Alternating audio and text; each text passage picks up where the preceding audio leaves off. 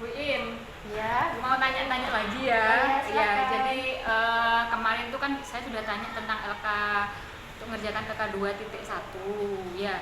Untuk apa model pembelajaran yang bisa meningkatkan motivasi belajar siswa itu apa? Nah, ternyata dari hasil kajian literatur itu ada 3 model pembelajaran yang bisa digunakan untuk mengajar gerak lurus. Yang pertama ada inquiry terbimbing, yang kedua ada PBL, dan yang ketiga ada START. Nah, menurut Bu Iin, model pembelajaran apa di antara 3 itu yang paling tepat untuk meningkatkan motivasi belajar siswa dan hasil belajarnya untuk materi gerak lurus terutama? Nah, kalau menurut saya untuk materi gerak lurus itu lebih tepatnya lihat dari karakteristiknya itu lebih tepat ke inquiry. Cuma Inquiry terbimbing ya? Iya, terbimbing. Karena apa?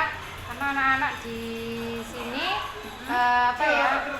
mereka ini tentang kemampuan kognitifnya itu memang kurang. Cuma kalau dengan inquiry terbimbing mereka tentunya tertarik untuk mengikuti materi gerak karena menurut mereka ini menarik, kemudian menyenangkan dan bisa memotivasi mereka untuk senang dengan pelajaran IPA khususnya yang fisika.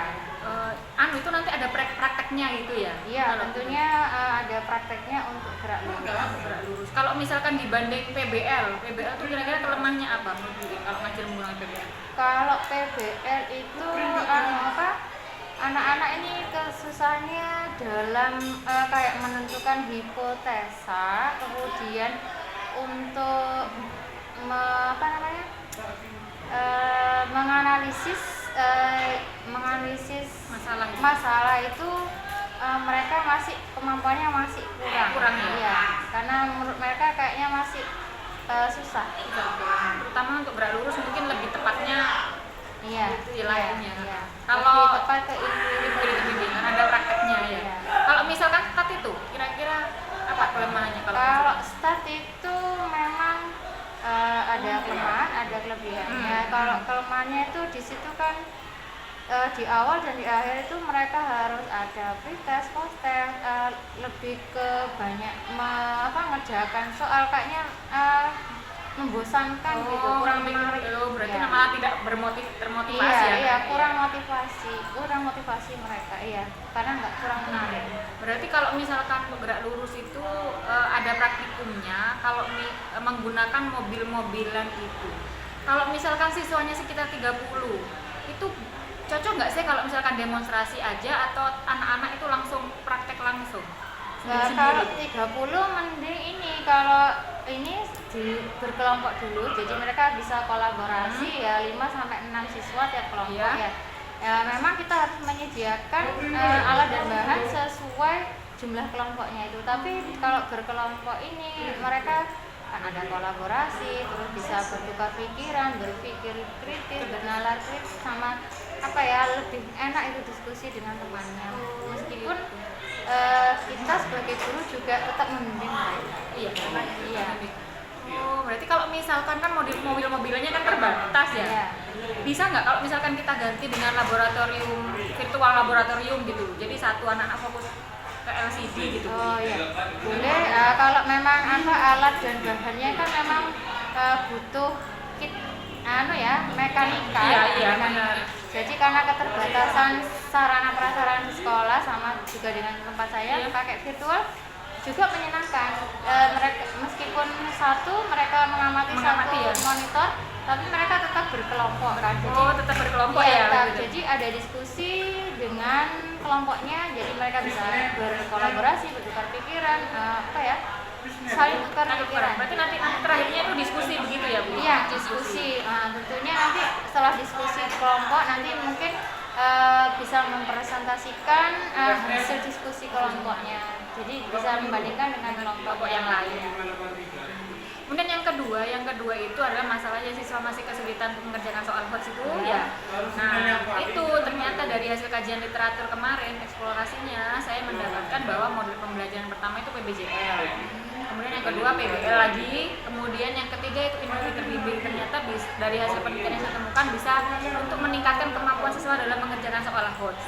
Nah, tapi sekarang untuk menentukan solusi terbaiknya di antara 3 itu, kalau untuk mengajar gerak lurus tuh lebih tepatnya yang mana gitu?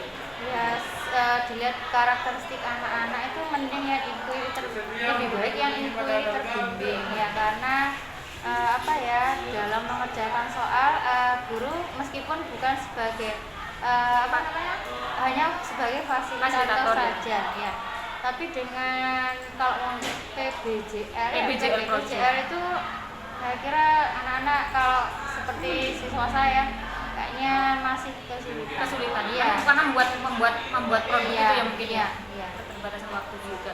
Kalau PBL rasanya sama seperti tadi ya, karena kurang bisa menganalisis kurang anak-anak dalam menganalisis suatu permasalahan, malah membuat pembelajarannya menganalisis sendiri itu masih susah, jadi kita harus tetap membimbing ya, jadi lebih tepatnya inquiry terbimbing.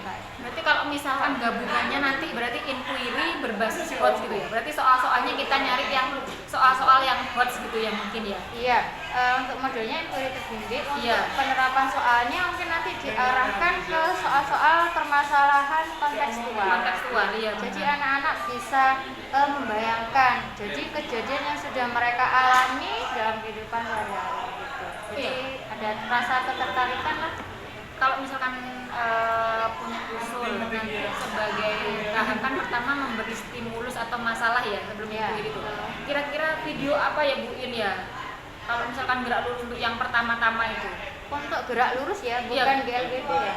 Gerak lurus, jadi makanya ini kan belum diketahui nanti PPN-nya pas mana. Oh, gitu. Ya mungkin ini aja kan.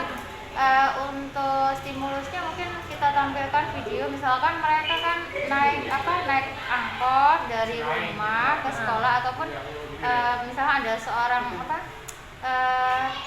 siswa naik bus sekolah gitu, mungkin itu bisa ditampilkan yang kita amati, misalkan ada ya tadi seorang anak sekolah naik bus sekolah, kemudian mungkin dari rumahnya itu ada orang tua yang melihat anaknya dari selama perjalanan gitu. Jadi nanti kita bisa mengarahkan gerak lurus, kemudian di awal kan kita juga harus tahu artinya gerak iya benar. Jadi nanti ditanya kira-kira yang bergerak kan anaknya biasanya atau orang tuanya seperti itu ya. Jadi sisi pengamatnya yang mana gitu. Jadi kita di awal jadi masih siswa itu istilahnya video yang kita tampilkan itu masih berhubungan dengan mereka sehari-hari, jadi lebih menarik ya. Jadi menimbulkan pertanyaan pada mereka. Nanti akan saya coba untuk berarti inquiry terbimbing berbasis quotes. Iya. Terima kasih Bu In. Iya, repotkan terus tanya-tanya, tidak apa-apa ya. Berbagi ilmu. Kita sharing. Iya, kita sharing. Terima kasih.